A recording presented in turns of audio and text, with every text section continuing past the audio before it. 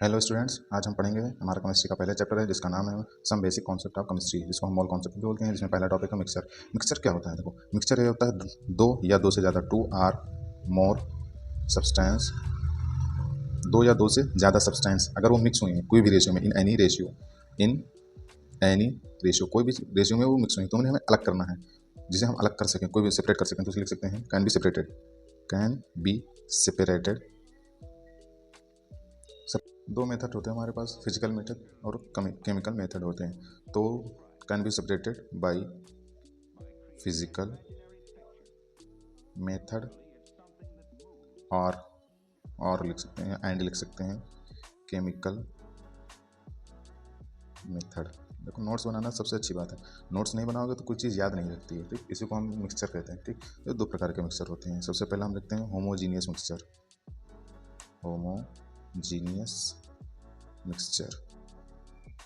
ठीक। दूसरा होता है हेट्रोजीनियस मिक्सचर। ये बताते हैं होमोजीनियस हेट्रोजीनियस क्या होता है। Heterogeneous mixture.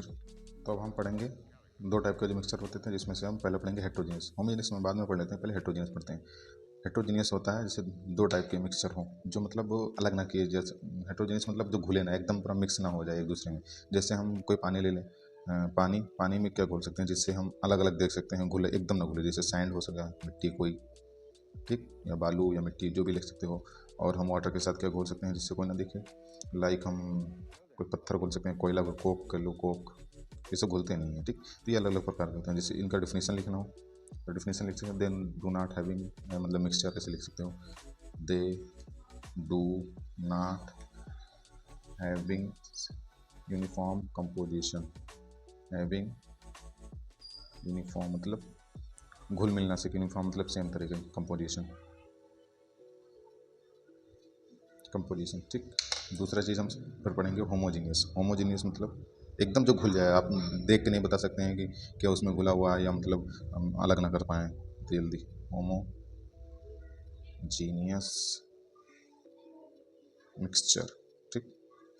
होमोजीनियस जैसे हम शरबत बनाते हैं, पानी में हम नमक घोल लें, जैसे हम वाटर प्लस सॉल्ट, ये हो गया सॉल्ट एंड वाटर प्लस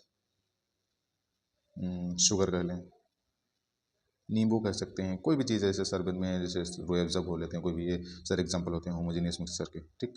जो मतलब अलग अलग तुम्हें दिखाई नहीं देते, एकदम पूरा मिक्स हो जाए, उन्हें हम होमोजेनियस मिक्सचर कहते हैं, ठीक। डिफिनेशन लिख लेते हैं, नोट्स बनाना जरूरी है तो डिफिनेशन में थोड़ा सा लिख लेते हैं।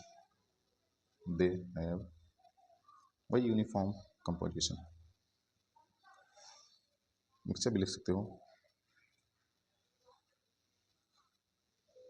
कंपोजिशन, ठीक। तो अब हम अगला टॉपिक पढ़ेंगे मास ऑफ सब एटॉमिक पार्टिकल। सब एटॉमिक पार्टिकल जो एटम के अंदर होते हैं, जैसे एक एटम होता है, ठीक। एटम